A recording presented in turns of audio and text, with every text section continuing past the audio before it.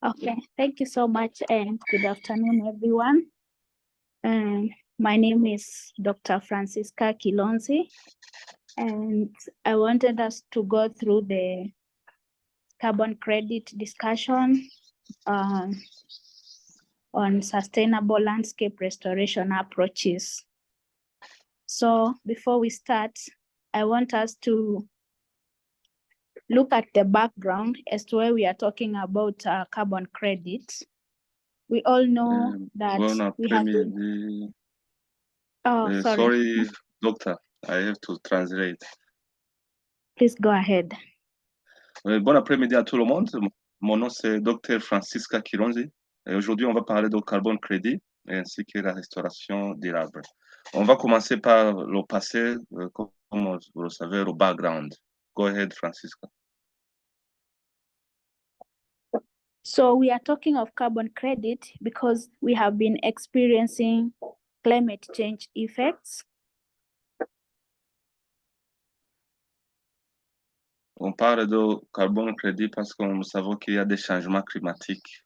Les effets, vous en savez aussi. Yeah, and Africa has set Agenda 2063, which was concluded in 2013, which recognizes the impact of climate change in its continent. And through that, in 2015, there is the nationally determined contributions to Paris Agreement, which became the instrument for guiding the African countries in policies related to climate change. Donc, 52 countries. Okay, go ahead. 52 countries in the 52 countries in the continent have submitted their first NDCs, and Rwanda is one of the countries that have submitted their NDCs. Ok. Donc, l'Afrique, il y a un agenda de 2063 et ça a été conclu en 2013 quand l'Afrique a reconnu les changements climatiques. C'est en 2015 qu'il y a eu ce qu'on peut appeler une contribution nationale pour ce qu'on appelle l'accord de Paris. Et ce qui est devenu un instrument, un guide politique pour ce changement climatique. En Afrique, 52 pays ont signé cet accord et le Rwanda est parmi les pays qui ont soumis cet accord national pour cette initiative. Go ahead. So now to revert climate change, there has some climate change restoration activities, which include, for example, restoration and afforestation, soil conservation and land management, ecosystem rehabilitation. But the most interesting one that we are talking about today is the community-based adaptation, which involves various activities like restoration efforts through the carbon credit mechanism. Okay. Merci. Donc, make sure we are on the same slide. Oh yeah, the next slide. Sorry. Next. Yes. Donc, comme le docteur vient de le dire, il y a eu beaucoup de processus pour la restauration et la réhabilitation de l'écosystème, surtout sur les paysages, en fait de mitiger les impacts du changement climatique. Quelques exemples sont la reforestation ou afforestation, la restauration des terres humides, la conservation des sols et la gestion des terres, ainsi que l'écosystème, la réhabilitation de l'écosystème pour surtout les forêts dégradées, ainsi que les infrastructures, le développement des infrastructures vertes, comme les parcs verts ou les toits verts. Go ahead. So today we want to discuss carbon credit as a restoration incentive. So I want to start by explaining what carbon credit is. So basically, that is next slide. Carbon credit is a permission slip that allows someone to emit certain amount of carbon dioxide in the atmosphere. For example, we have companies like the aviation airlines, we have individuals, or even we have countries that are emitting carbon. So for them to offset their carbon, they now buy the carbon credit slips. And then for you to sell that carbon credit slip is now when you get the permission. So it is like it's like a license for you to emit carbon, you buy it. That is where now carbon credit comes in. Ok, merci. On va expliquer un peu ce que c'est le crédit carbone. Et comme vous le savez, il y a certaines entreprises qui émettent de carbone. Par exemple, les industries aéronautiques et après, les avions émettent de carbone. Alors, pour émettre ça, les chances, c'est aussi qu'on peut acheter ce carbone. Donc, il s'agit d'une licence afin de pouvoir aussi acheter ou vendre ce carbone. C'est ça le carbone, crédit carbone. Go ahead, doctor. So in Kenya, for example, the government has set 15 billion trees target to help capture carbon dioxide from the atmosphere and increase carbon sequestration. This means that for you to have carbon credit, you must be doing restoration activities like tree planting that are promoting carbon sequestration. Next slide. Donc, par exemple, le gouvernement kenyan a soumis un plan de planter 15 milliards d'arbres. C'est un projet pour permettre ce projet et pour aussi capturer le carbone qui existe dans l'atmosphère. Voilà. Go ahead. Next slide. So, how much is carbon credit worth? Because I know we are entrepreneurs and we are looking into carbon credit market. So we want to know how much it is, what is the value of carbon credit, and how do you even say this is one carbon credit? So what happens after restoration activities? For example, we have tree planting restoration activity. In this tree planting, let's say it is through restoration on an existing forest. So you come in and do intervention measures. Like for example, adding more seedlings in that forest. That is an intervention measure in that ecosystem. So now you get carbon credit from the carbon sequestered after you have done intervention. And now you count it using carbon stocks. So we said that 1 metric ton of carbon is equals to 1 carbon credit.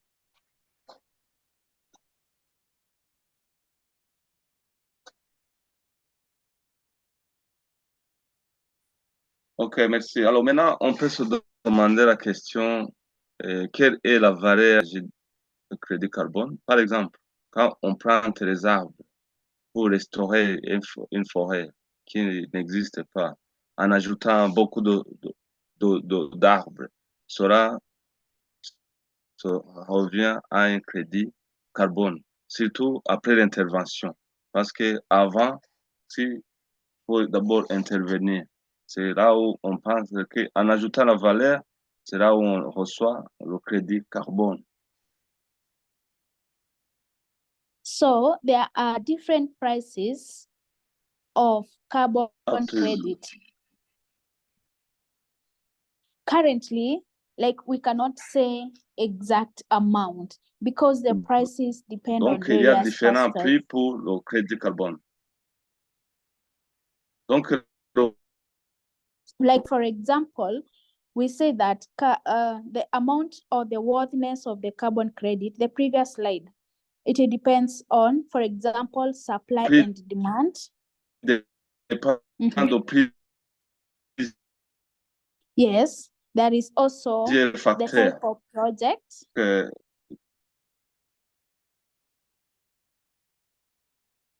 OK. Like, for example, if a project is focusing on tree planting, their carbon credits are more expensive compared to projects like, for example, that are focusing on solar or wind farm. Then there is also the location and verification. For example, you can find carbon credit value in Rwanda can be very different from carbon credit in Indonesia or in South America. So there are factors that determine how much worth carbon credit is. Donc, ici, on essaie de parler quels sont les différents facteurs pour fixer la valeur du crédit carbone. Premièrement, il y a la loi de l'offre et de la demande, et ce qui est tout à fait normal. On parle quand il y a la loi de l'offre et de la demande, et tout le monde comprend ce que je veux dire. Il y a aussi le type de projet. Et par exemple, un projet qui plante des arbres aura beaucoup plus de valeur que d'autres projets qui parlent de l'émission, etc. ou parlent de l'énergie solaire. Aussi, la valeur dépend de la localisation et la vérification. Par exemple, le prix peut dépendre si on est dans différents pays, par exemple au Rwanda ou en Indonésie ou autre location, le prix peut être différent. Aussi, on parle de la permanence. Et les projets qui vraiment changent, qui poussent le gaz carbonique en plantant des traits, des arbres, sont très variés. Et ils ont une très grande valeur que d'autres projets temporaires qui juste prennent le méthane, par exemple. Up to you, doctor. So next slide, please. So who sets the prices? At the moment, there is no central authority.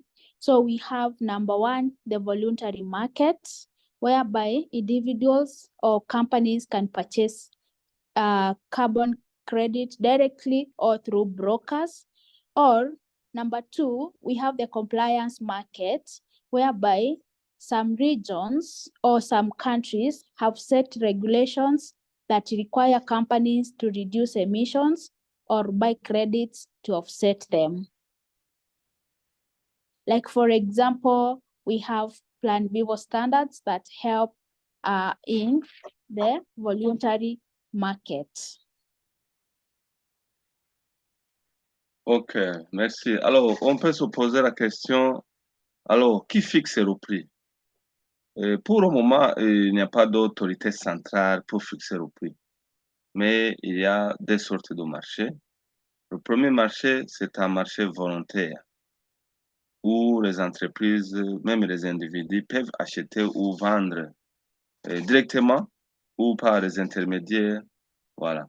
Donc, les prix ici, ils sont très flexibles et ils sont aussi influencés par les facteurs en haut qu'on a cités. Il y a aussi un autre marché, compliance market, qui est aussi un marché régulé. Et certains pays, même certaines régions, ont des standards ou des normes qui demandent aux entreprises pour réduire les émissions de gaz ou acheter des crédits, etc. Il y a par exemple ce qu'on appelle les normes Plan Vivo Standard.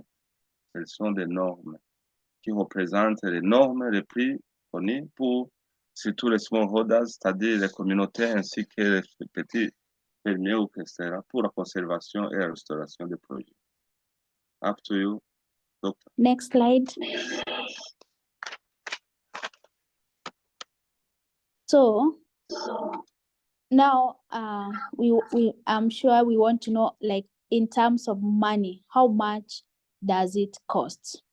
We have two prices. We have the low end price, like $1. That is for projects that are avoiding emission, like solar and wind farms. Then we have high-end carbon credits over $100 for high quality removal projects like reforestation. Alors maintenant, on peut parler de quel est le coût. Ça coûte combien le crédit carbone? Ici, on a des prix. Et le premier prix, c'est un prix qui est très bas, un prix qui est très bas en dessous d'un dollar américain par tonne de carbone émis. Par exemple, pour les projets solaires ainsi que les... Voilà. Il y a aussi des projets qui sont chers, c'est-à-dire en plus de 100 dollars par tonne d'émissions de gaz.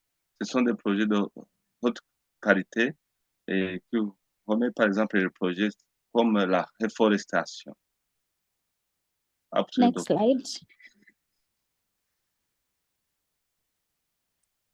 So this section, I want us to go through the process of registering a project for carbon credit.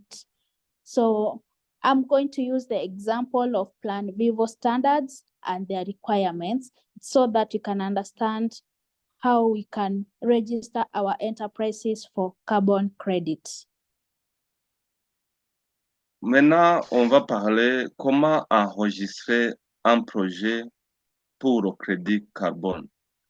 Et ici, on va donner l'exemple de Plan Vivo ainsi que les exigences requises. So the first one, it is the start date.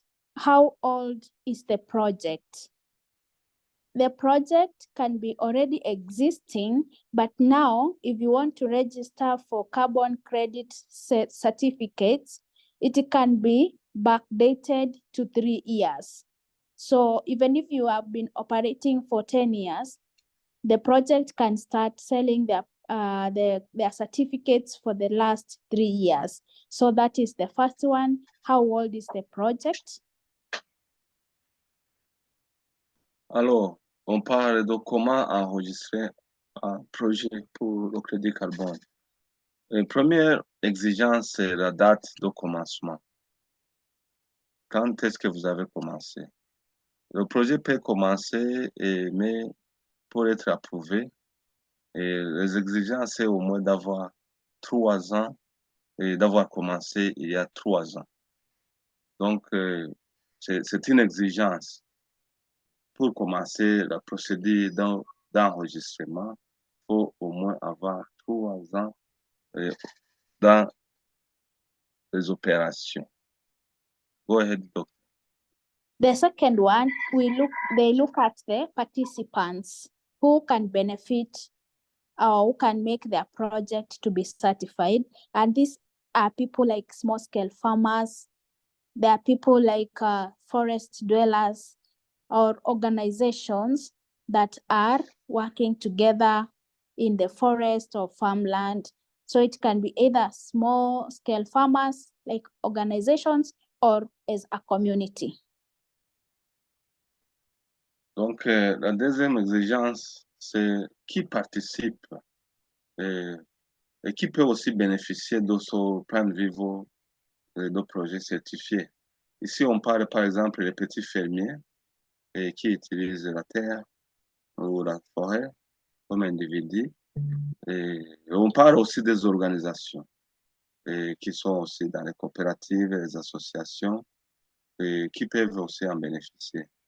Et qui peuvent aussi utiliser la terre, la forêt et autres terres comme les projets ou les activités du projet, sans toutefois entacher la vie de ce qui est nécessaire. Up to you. Next slide. Number 3, it is the project coordinators. So this project must be established by the law and it must be in that country. For example, if you are in Rwanda, the project must be in Rwanda. And then number 3, it must have the ability to mobilize and train its participants and implement and monitor the project activities. Alors, la troisième exigence, c'est le coordinateur du projet. Et qui coordonne ce plan. Et donc, ici, on parle qu'il faut vraiment la présence, même l'aspect juridique. L'organisation doit être enregistrée juridiquement pour prendre la responsabilité pour le projet ainsi que les exigences pour le climat, comme on l'a dit. Et il doit être, par exemple, enregistré dans un pays, si c'est au Rwanda, et il doit être enregistré dans un pays. Et il doit être aussi la capacité de mobiliser les ressources nécessaires pour développer ce projet. Et aussi, le projet doit avoir la capacité de négocier avec le gouvernement ou les organisations locales et institutions pour les acheter de l'écosystème. Il doit aussi avoir la capacité de mobiliser et de former les participants afin d'implémenter et de suivre, contrôler les activités du projet et surtout les aspects, les fonctions techniques. After you, Doctor. Next slide. So, the other requirement is the land. The land must be either community owned and it must have the legal ownership so that now you can have the carbon rights. Un autre aspect, une exigence, c'est le statut de la terre. La terre doit appartenir à des personnes ou organisations de communauté et doit être enregistrée. La terre doit être enregistrée pour que soit comme une exigence. Then next slide. The project must have their objective, like what activities or the interventions that they are going to take place. For example, it can be activities on ecosystem restoration, ecosystem rehabilitation, degradation prevention, or sustainable land use management. So the project needs to set the activities. Et une autre exigence, c'est que le projet doit avoir des activités. Et par exemple, on parle de la restauration de l'écosystème, et la réhabilitation de l'écosystème, et la prévention de la dégradation de l'écosystème, ainsi que la gestion de terre, de l'usage des terres amélioré. Next slide. Then the last part, the last requirement is implementation. So the members should be committed to initiating new activities. They should be ready to learn by doing, like practical intervention measures on the ground. Et une autre exigence, c'est l'implémentation du projet. Ici, les gens doivent prendre de nouvelles initiatives et de nouvelles activités et pour bien démarrer le projet. Ils doivent aussi apprendre, comme on dit, learn by doing, c'est apprendre en faisant. Okay? Okay, so those are the 8 requirements on how you can start a carbon credit or how you can register your existing restoration enterprises for carbon credit certificates. Now, the next part that I want to look at is some examples of successful carbon projects. Donc, maintenant qu'on a compris les 8 exigences, maintenant, on va parler des bons exemples de projets carbone.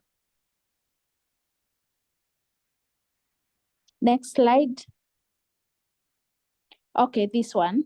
So the first one we have in Kenya, there's a carbon credit project known as Mikoko Pamoja. It was the first in the world on blue carbon initiative to sell their carbon certificates, and it focuses on afforestation and reforestation of mangroves.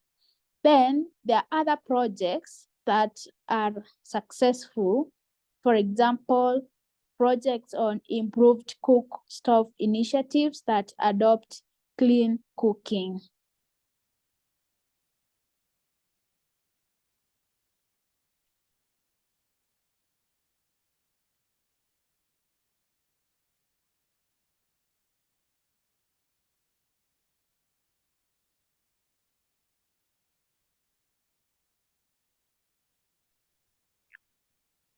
Lami, are you there?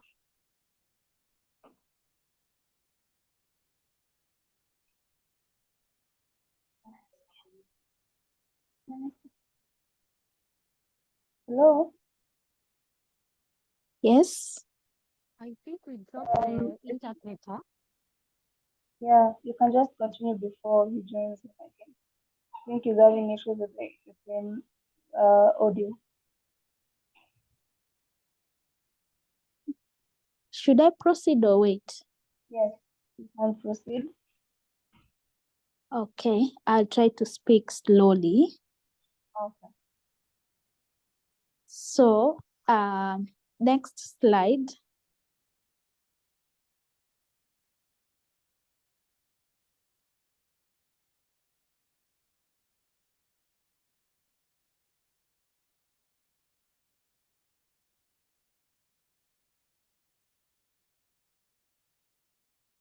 So I want to give in detail examples of projects, interventions that are possible for sale of carbon credit certificates.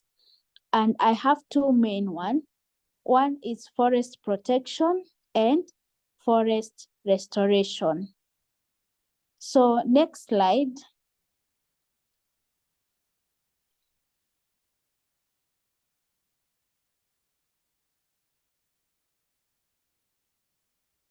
For the forest protection, some of the interventions that can resort to sale of carbon include, number one, enhancement of carbon stocks.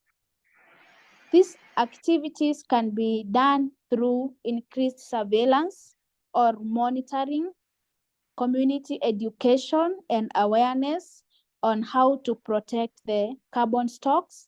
Carbon stocks are like the carbon, like the trees themselves.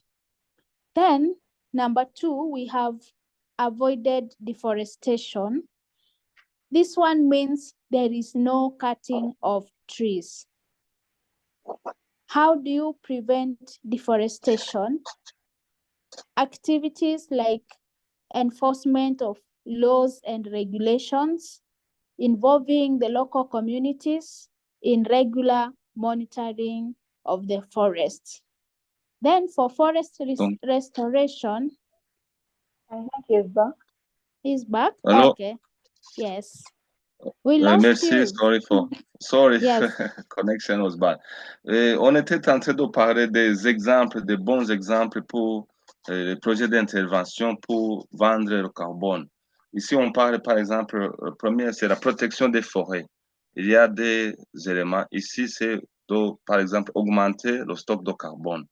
On le fait comment? C'est par exemple en augmentant la surveillance et aussi en éduquant la communauté et surtout pour prendre conscience de ce qu'il a besoin comme protection.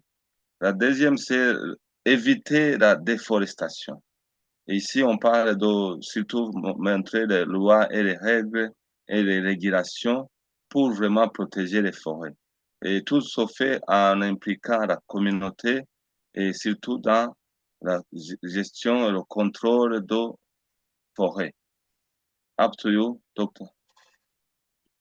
So other intervention activities can be improved forest management and avoidance of leakage. For example, you can do that through establishment of woodlots of fast-growing species or using of energy-saving stoves. Or we have social economic development activities like support local development projects in education, water and sanitation, and promote environmental conservation. Donc, vous avez compris qu'il y a d'autres exemples, c'est par exemple la réhabilitation de l'écosystème. Ici, on parle aussi de la réforestation et pour avoir au moins des arbres qui durent au moins 10 ans. Ici, on parle aussi de la bonne gestion des forêts et pour éviter tout ce qui est mauvais. Ici, on parle aussi de développement des projets locaux et en éduquant les gens, surtout en ce qui concerne la protection de l'eau et la sanitation, ainsi que la conservation de l'environnement pour le développement socio-économique. Up to you, Doc. Next slide. So in this one, I want to just briefly understand how to measure carbon so that now we can sell it. So I used example of mangroves, but we can just imagine any tree planting forest or activity. Let's, because this is an intervention, which means we are coming to do restoration on an existing forest. So we have the baseline. We have business as usual, and then we have the intervention. So what happens when you plant trees in a forest? You are doing an intervention.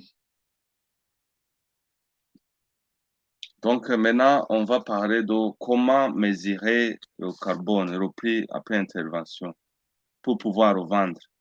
Ici, on donne l'exemple d'un arbre qui s'appelle mangroves et qui montre aussi la base ainsi que le business, la colonne de business ainsi que l'intervention. Et donc, si vous regardez le tableau, vous voyez, il y a la baseline, c'est-à-dire la base ainsi que la projection en 2050. Up to you. So on the baseline, it means that before you plant new trees, the existing trees were still having carbon sequestration. Then, when you come to do intervention, you plant more trees, so you are increasing carbon sequestration. So now, to get the carbon credit or the amount of carbon to sell, you have to calculate the baseline and then the business as usual. Then you look at the intervention. So for the carbon to sell, you have to subtract the intervention from the business as usual. That means that is the excess carbon that now can be sold. Donc, si vous comprenez le modèle, vous avez au moins 3 colonnes. Il y a la base, c'est-à-dire qu'avant même d'intervenir, il y avait du carbone dedans. Mais si vous plantez encore des arbres, c'est-à-dire que vous allez augmenter le niveau de carbone. Et voilà, c'est en comparant la situation de base et la situation après intervention qu'on voit la différence.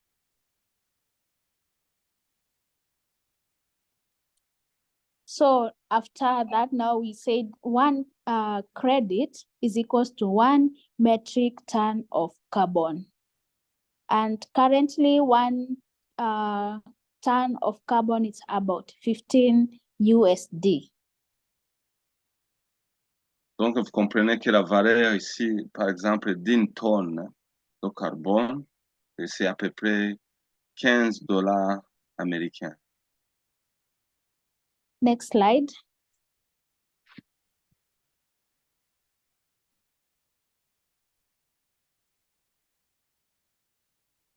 So this table shows a case study of a community that started establishing carbon credit projects.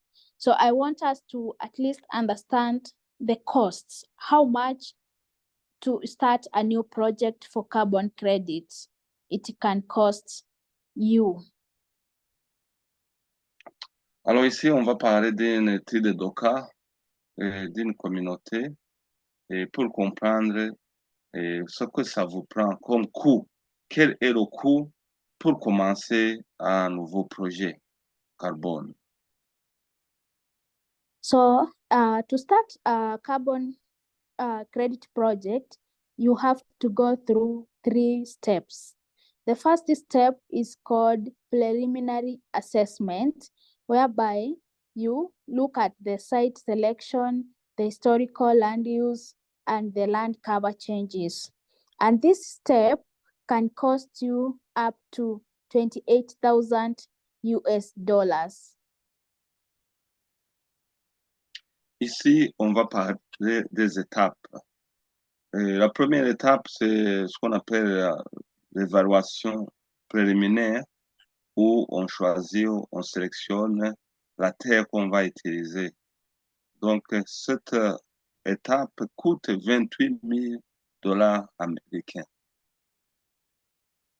Then after that, the second step is normally carbon assessment, whereby we look at the carbon density measurements. And this step is usually about, in Rwanda, franc is about 54 million, yes. Alors ici, on parle de l'autre étape. C'est surtout l'évaluation du carbone. Ici, on mesure la densité. On parle que, par exemple, le coût au Rwanda, d'après ce qu'on voit, on parle de 44 millions francs rwandais. Am I correct? Yes, it's even in the table. I tried to convert. And then the last step is known as the PIN, or project idea note, which also includes project design document. This step is about $76,000 US, which is about 100 million Rwanda franc.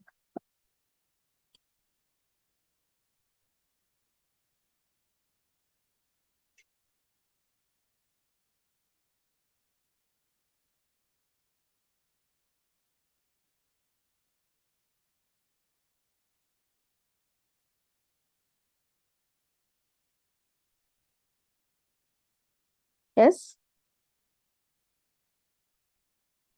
I think we lost you. We've not had. Or is it that Bulame has dropped? Okay, so in total, a new project for carbon credit can cost up to about 192 million Rwanda franc currently. So that is the budget that a project can cost, but it depends on the hectares, like how big the project is. If it is not big, the price is less. If it's a big one, but like on average, that is the price. Next slide.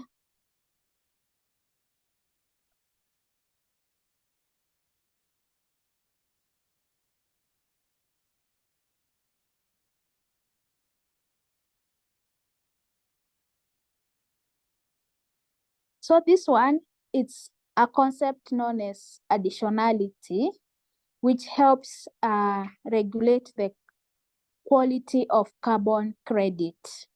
Because this is, it's like business like any other. So there are existing mechanisms that are used to test the additionality or the regulations. For example, it is illegal to do double counting of carbon. So this one comes in to ensure that there is financial or investment tests that are correct. Next one.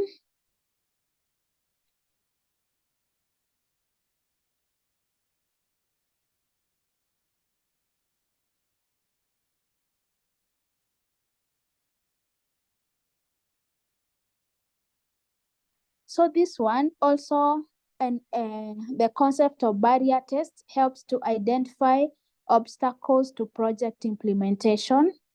For example, the technological, the institutional, or the regulation barriers that can be preventing the project from taking place.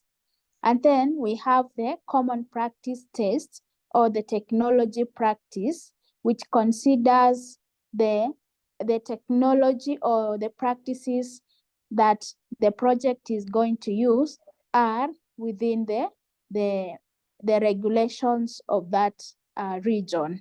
So it is just to ensure that there is no illegal activities that are being done during the carbon project establishment. Donc, vous Next. avez bien compris qu'il y a des régulations et pour juste protéger le projet, il y a pas mal de règles pour réguler cette partie. Next slide.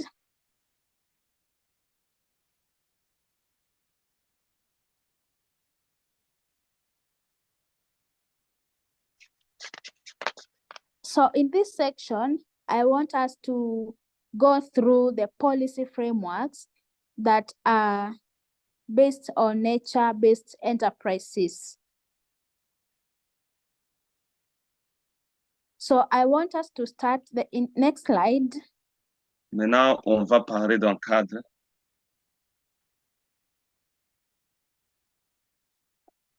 So there are several policy frameworks to support and regulate nature-based enterprises, and we have key 6 of them that are global. We have the Sustainable Development Goals, that is the SDGs, and SDGs have been adopted by the United Nations in 2015 to provide a global framework for sustainable development. For example, SDG 15 focuses on protecting, restoring, and promoting sustainable use of ecosystems. And nature-based enterprises align with SDGs. We have SDG 8, we also have SDG 12 and SDG 14, which align with the nature-based enterprises that we are doing now. Donc, vous comprenez que parmi les politiques ou cadres, il y a pas mal. Le premier, c'est l'objectif de développement durable. Ce qu'on a ici, c'est SDG, qui a été adopté par les Nations Unies en 2015 pour comprendre au niveau global le développement global. Ici, on parle de SDG 15, SDG 8, SDG 12 et 14 comme base. Up to you, Dr. Next slide.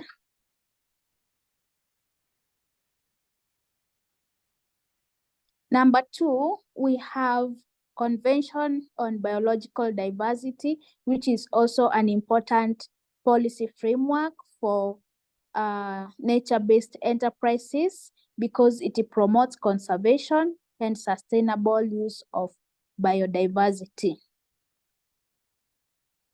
Et le deuxième élément, c'est ce qu'on peut appeler la Convention pour la diversité biologique. Ça permet aussi de bien protéger, surtout en ce qui concerne la promotion de la conservation et surtout de l'usage de la biodiversité. Next Ça slide. permet au pays.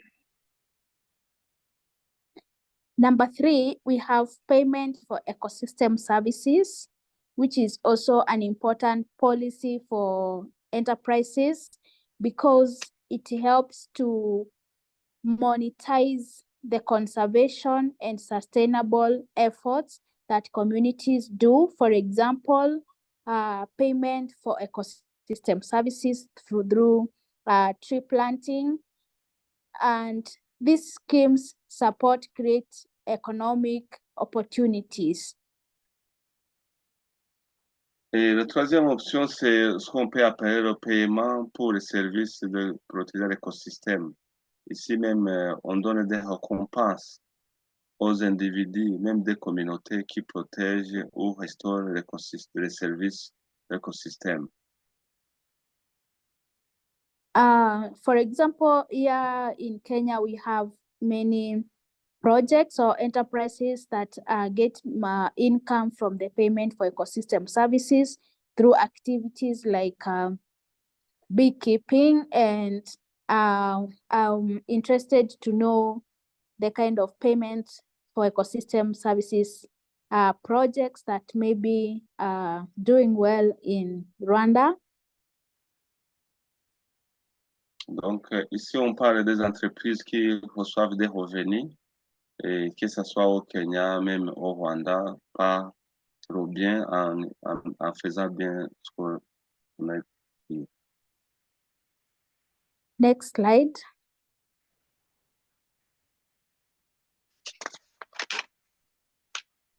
We also have other policy frameworks that focus on certification and standards.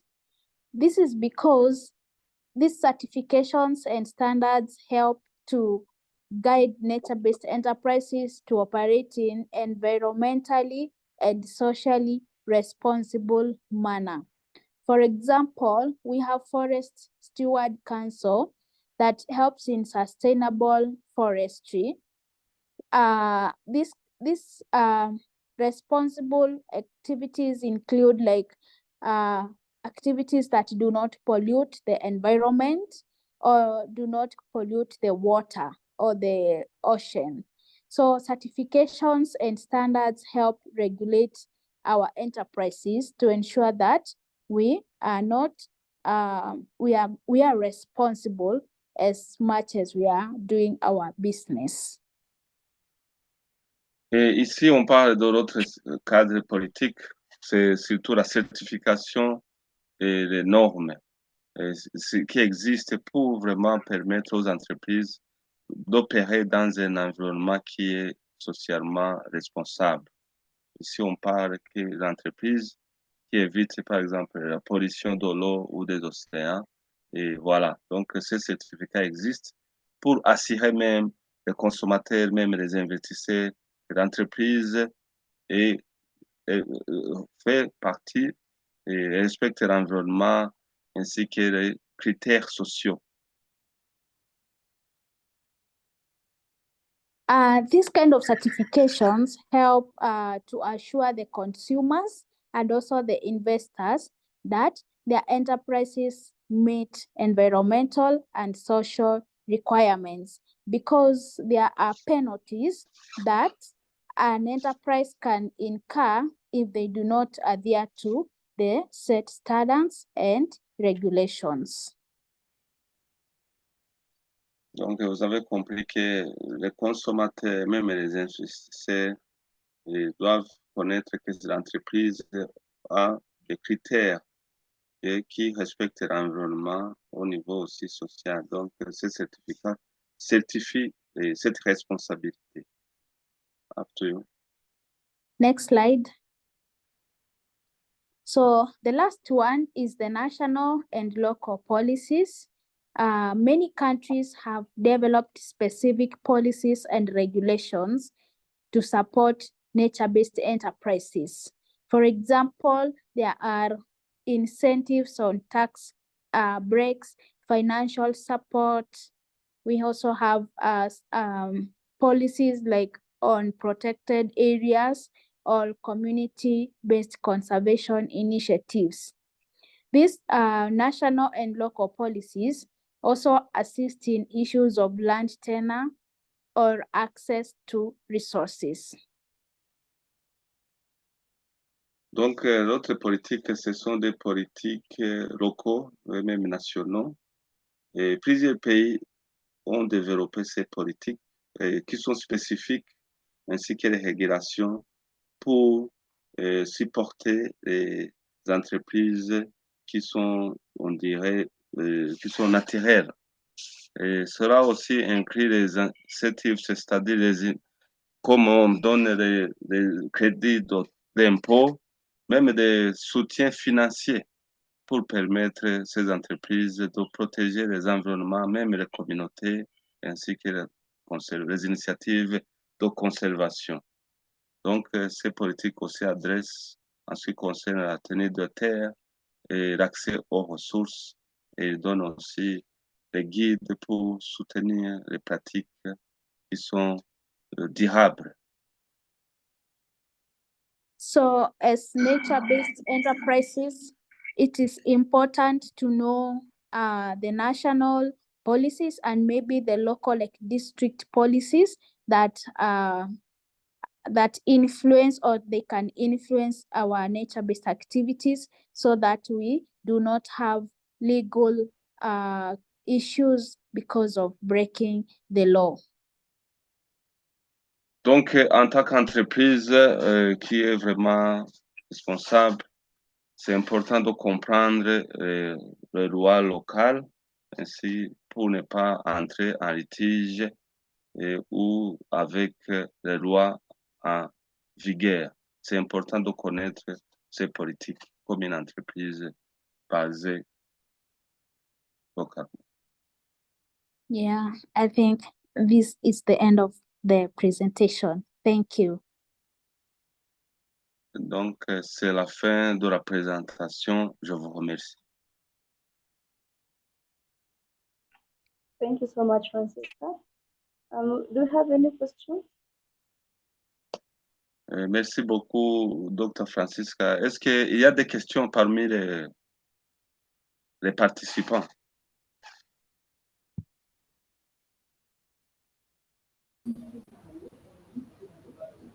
Yes, I have a question. Yes. Okay, yeah, thank you, Doctor, for the nice presentation. It was really informative and very insightful about this carbon credit, how the restoration activities can get this carbon credit. So my question is, as you have said, the carbon credit is a permission that the company can be like given and be allowed to produce carbon into atmosphere. So in this process, I just want to know who is going to be paid, because if a company is producing carbon dioxide into atmosphere, it is agent of like increasing the effect of climate change, and the more vulnerable people who are getting the effect of climate change are the local people down there, because they are the one who normally face with the effect of climate change. So if a company is given a permission to produce CO2 into atmosphere and is going to pay for the carbon credit, so who is going to receive those money? Yeah, that is my question. Thank you. Donc, il y a une question. Donc, si comprenez que l'entreprise peut être permis d'émettre le carbone, produire le carbone.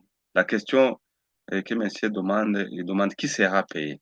Après tout, il dit que c'est la population locale qui peut être, je dis entre parenthèses, victime de l'effet du changement climatique. Donc, la question qui sera payé. Thank you for that question. It's very important. And I will answer you by saying that the carbon credit projects are being initiated by the communities. For example, a community will focus on conserving their area or their farmlands or their forests, if there are communities living around that forest. So when they do that activity, they are like, for example, tree planting, they are able to register for the selling of carbon credits because they are doing some interventions to help conserve more carbon. And now this person who is emitting carbon is not doing anything. So what they do now, they have to pay for that carbon emission. So they are going to look for the communities who are not emitting, but they are trying to assist in conserving the carbon or carbon sequestration. So that is the person who gets the money. The communities, they are the recipient because they are practicing activities that are assisting in carbon sequestration. Donc, vous avez bien compris par rapport à la question qui sera payée. En fait, au finish, c'est la communauté qui sera payée. Et parce que c'est la communauté qui initie les activités de conservation, par exemple, de la nature et même de la forêt, en plantant des arbres. Voilà. Donc, s'il y a une entreprise qui émet de carbone, c'est cette entreprise qui va payer cette communauté et voilà, qui a pris les initiatives d'augmenter et la conservation ainsi que l'autre chose. Thank you.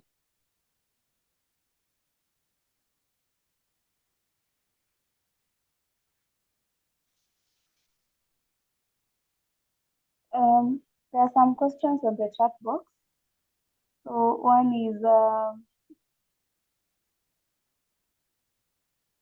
is it possible to calculate the carbon credit from waste management and the application of vermicompost, organic manure?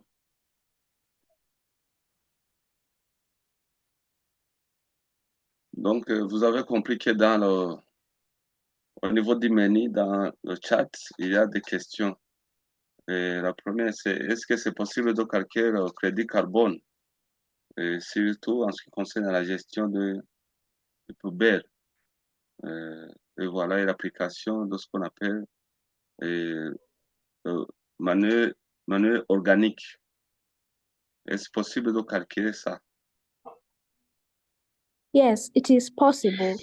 But it will depend on the activities on waste management.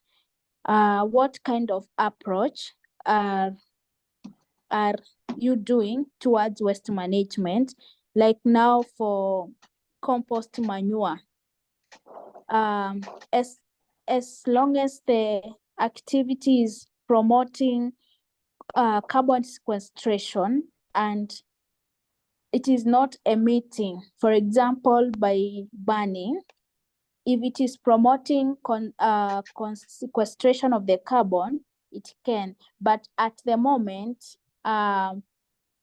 the common activities that attract carbon credit are tree planting activities or use of energy saving cooking stoves that are able to stop deforestation. So if this waste management can promote, maybe come up with activities that are preventing deforestation or degradation of the environment, they can be used as a carbon credit certificates. So it depends on the exact activities. About Et par rapport à la question, ok, je disais que par rapport à la question, comment calculer, dit que ça dépend des activités, surtout des activités pour la gestion des déchets et qui promouvoir, surtout par exemple la plantation des arbres et pour stopper la déforestation, la forestation. Ce sont des activités qui donnent encore plus de crédit et de valeur à cette initiative.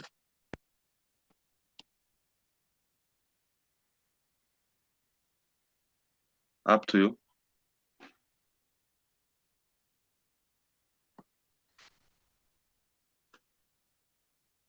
Hello, doctor.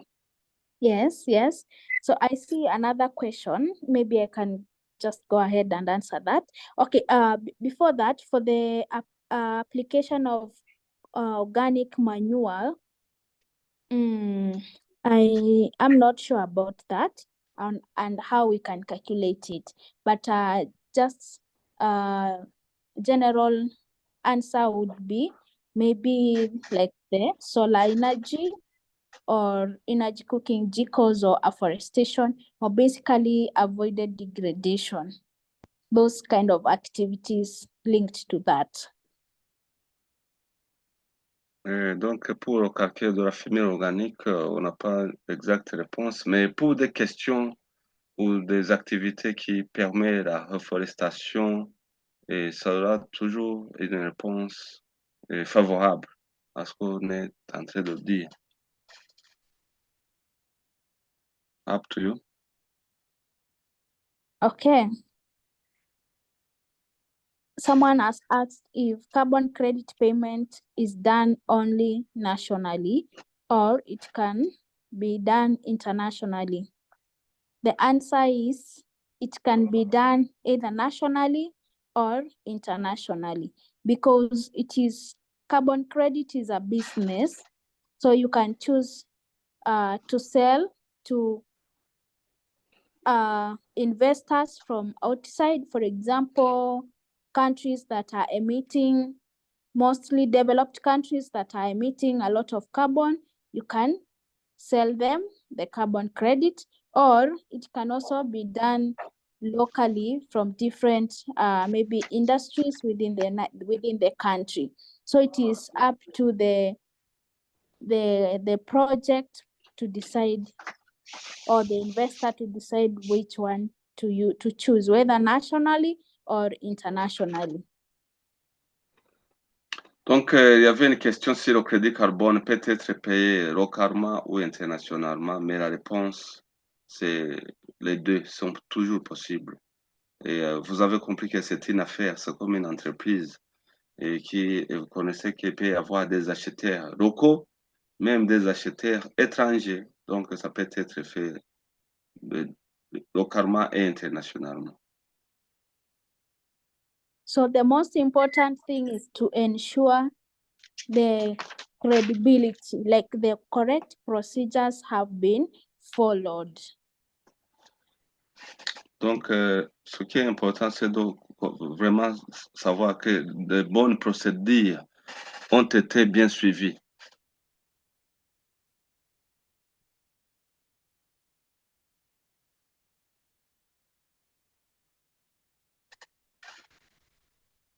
Up to you. Yeah, I think I'm done. Any other question? There is another one in the chat. Oh, okay.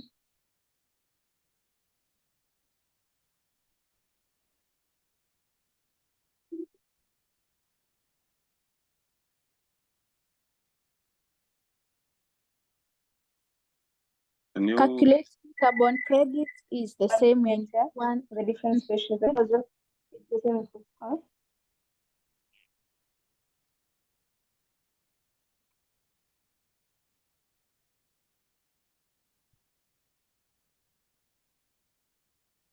Hello? Are you there, Faith? The last, yes. Hello, is everybody there? Yes. Yes, Charles. Yes. And you. Good evening, everyone. Thank you so much. I think we have come to the end of our training today. I would want to thank everyone for attending.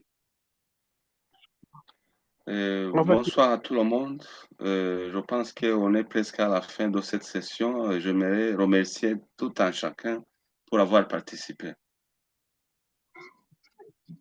Yeah, and I'm sure you're eager to know what next. I think the next step is that